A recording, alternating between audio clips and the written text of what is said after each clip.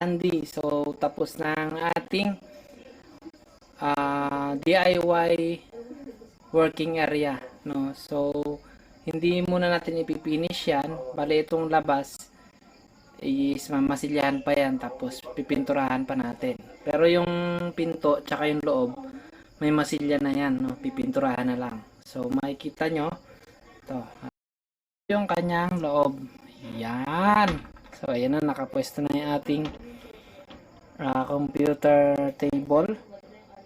Tapos yung ating laptop. So, may mini aircon kami doon, mini cooler. Yan yung kinabit natin kanina, na insulation, na galing sa in-order natin online. Tapos yan yung itlog, no, ginamit natin siya sa kisame. Yan. So, yung itlog na yan, pipinturahan natin ng puti yan. So, yan.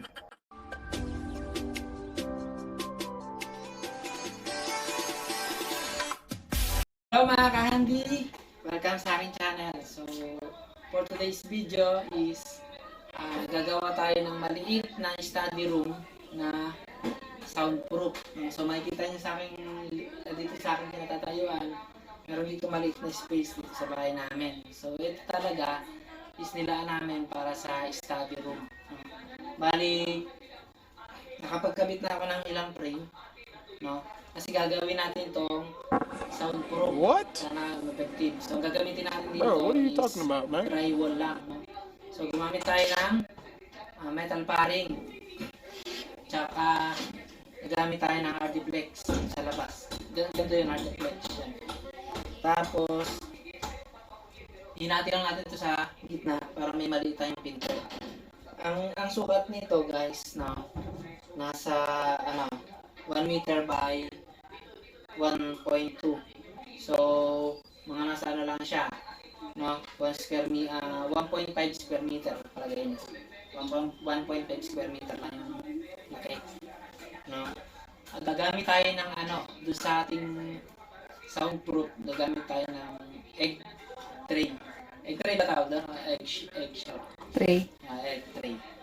So, numpisahan ko na to, no? Yan, kinabit ko na.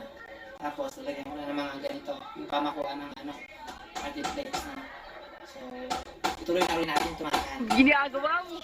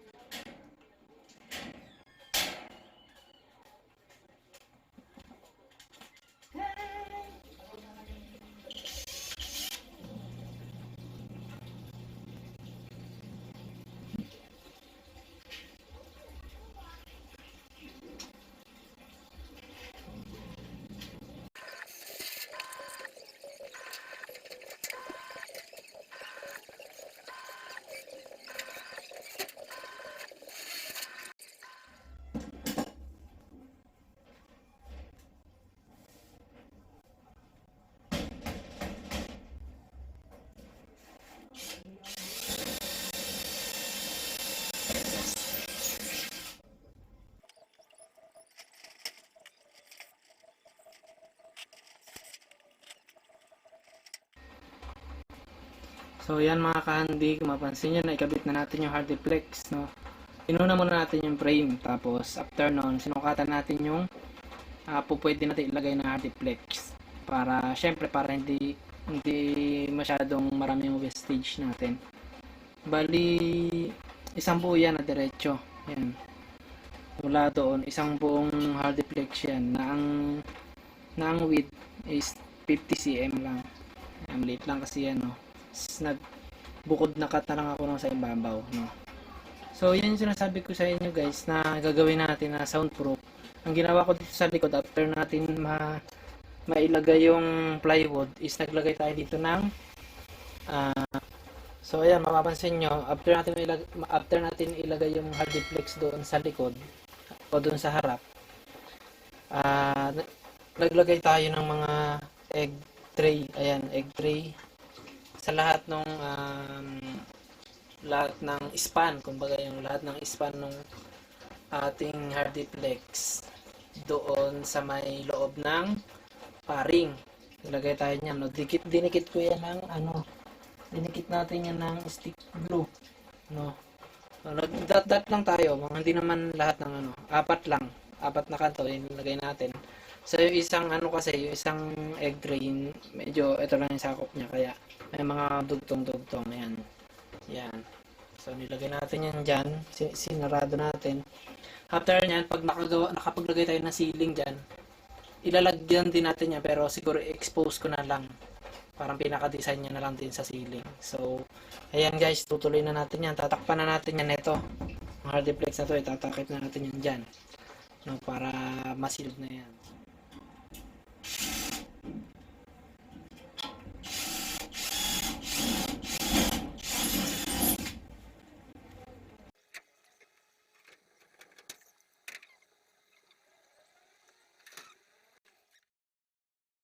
Mapapansin nyo, yung ginagawa natin na study room is tapos na, no? Na ikabit na natin yung mga partition. Tapos, ikakabit ko na lang itong pinto. So, yung pinto natin, 3/4 na plywood lang yung gagamitin natin. So, kinat ko na to based sa sukat niya. Yan. Ikakabit na lang natin to. Bibisagra natin dito. Bisagra. Tapos, wala na siyang handle dito sa labas. Lalagyan ko na lang siya dito sa loob, no?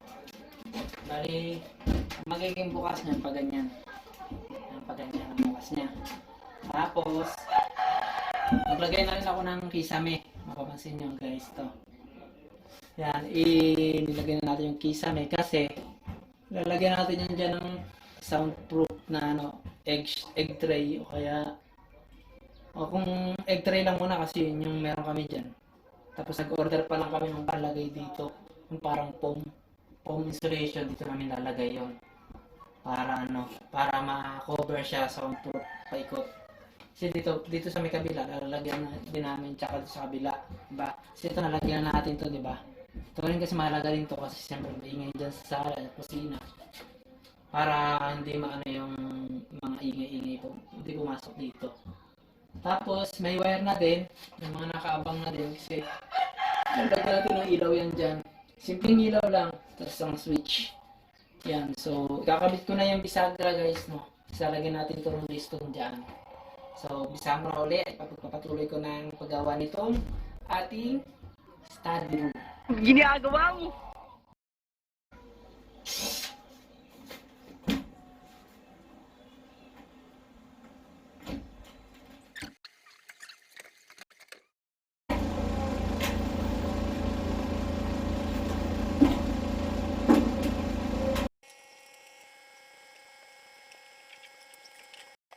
Handy, lalagyan na natin siya ng ilaw saka switch para lumiwanag na dito. Okay? Mainit na, pawis na. Hindi ako electrician na. Testing lang ako. Gunggong! Parinig kita sa mukha eh! Kahit pa paano nakakaintindi tayo sa kuryente. Pinatay ko na rin yung breaker para safe tayo.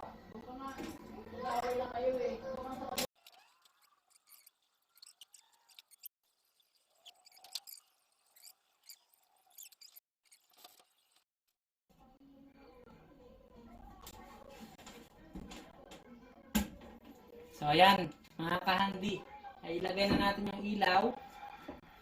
Pero ayusin ko pa to. Pero yan na yan. Nilalagay na lang ako dito na parang PVC cover ng wire. Para sa kanya. Tapos, ito yung door.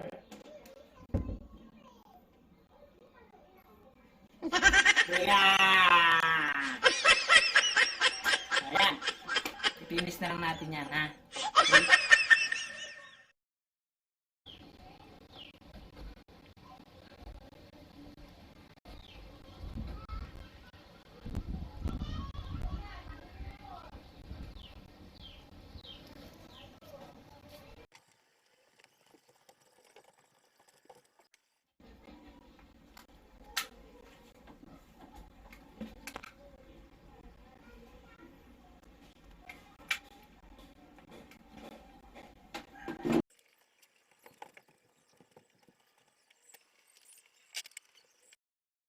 ka-handy, bali last week, kasi every weekend ko lang ginagawa itong ating working area, itong soundproof working area. So natapos na natin installation to nung last week, no. Ngayon, minasilyahan ko na to, yan. Minasilyahan ko na yung, kasi kahoy lang to, no. So minasilyahan ko na yan. Tapos yung mga awang-awang, minasilyahan ko na rin, no. Bali mapapansin nyo, may mga nakalagay na tray ng itlog. Kasi yan yung ginagamit natin na soundproofing, no. Tapos may ganito rin kasi ito in order namin to sa Lazada. Foam yan na soundproofing. Yan. Tapos yung sa kisame ginawa na lang namin is yung sa itlog. Para syempre magkaroon ng konting design. Tapos kung paano namin siya kinakabit kasi syempre may mga nakasample na ako, no. Ito yung electric gun, no, heat gun. So lalagyan lang natin to ng glue. Itong mga hindi lahat bali apat na corner lang, tapos nilalagay ako ng dalawa sa gitna, no. Tapos dinidikit ko, no. So far naman madikit siya, no, kung makikita nyo yan. Tapos dun sa may bandang ilaw, inuukaan na lang natin. Kasi after nyan, baka pinturahan natin yan para gumanda yung kanyang kulay, no. So ididikit lang natin to guys, lagyan natin to ng apat. So, itetesting ko muna kung tatama sa ilaw. Kung natin lagyan ng dikit.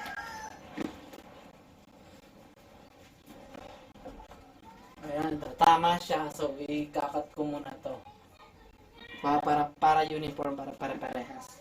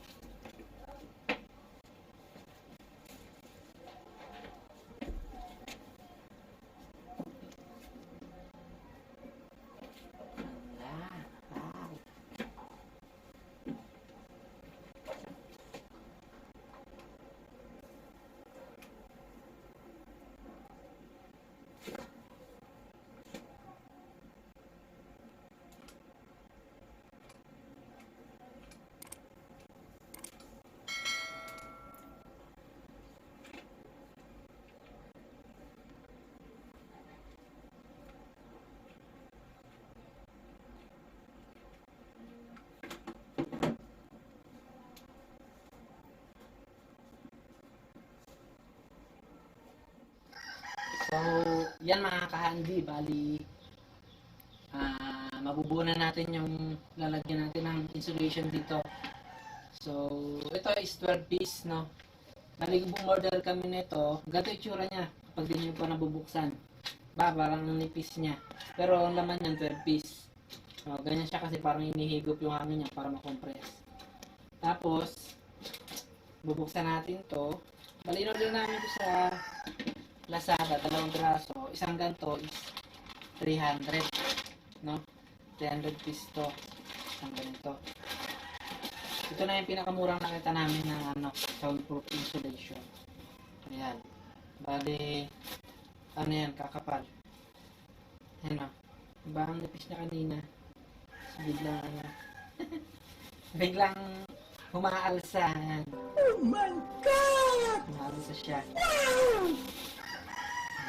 Maalsa na. Diba ang kapal na? Ayun ang nipis. Diba sobrang nipis. Ayan o. Umalsa na siya. Ganyan na siya. Kasi nga foam siya. Kaya siya maalsa. So yan. Bali yan na yan. 6 piece pa. Tama. 6 piece. Natagda dalawa. Ayan. Isang ganyan. Dalawa yan. Ano? Magka-partner kasi. Ayan. Pabit na uli natin para mabunan natin to. A few moments later. So, ito yung kanyang loob. Yan. So, ayan na, nakapwesto na yung ating computer table. Tapos yung ating laptop. So, may mini aircon kami doon, mini cooler. Tapos yung upuan namin is ganyan muna. So, bibili pa kasi ng yung comfortable upuan. Tapos yung computer table na yan, iikot yan. Mapupunta yan dito sa kabila, dyan na side. Na iikot natin yan. So, yan. Yan yung kinabit natin kanina. Nilagay natin rubber. Yan. Ayan. Para pag sinara natin yan. Ayan. Pag sinara natin. So, mapipit yung pinto, no? Kumbaga, maiipit ng pinto yung rubber, no? So, yan yung pinakalock natin. Yan yung switch. Yan. Patay, bukas.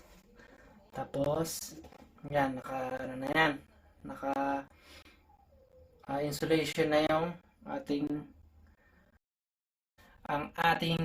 DIY video for today, no? Salamat sa panonood at sana ma-inspire kayo at makagawa rin kayo ng sarili nyong soundproof studio or study or working area. So maraming salamat sa panonood sa ating mutang mag-subscribe at i-like ang ating mga video. At i-share na rin at pindutin ang notification bell, no, para pagka nag-upload tayo is updated kayo, no. So ingat lagi mga kahandi. Bye-bye.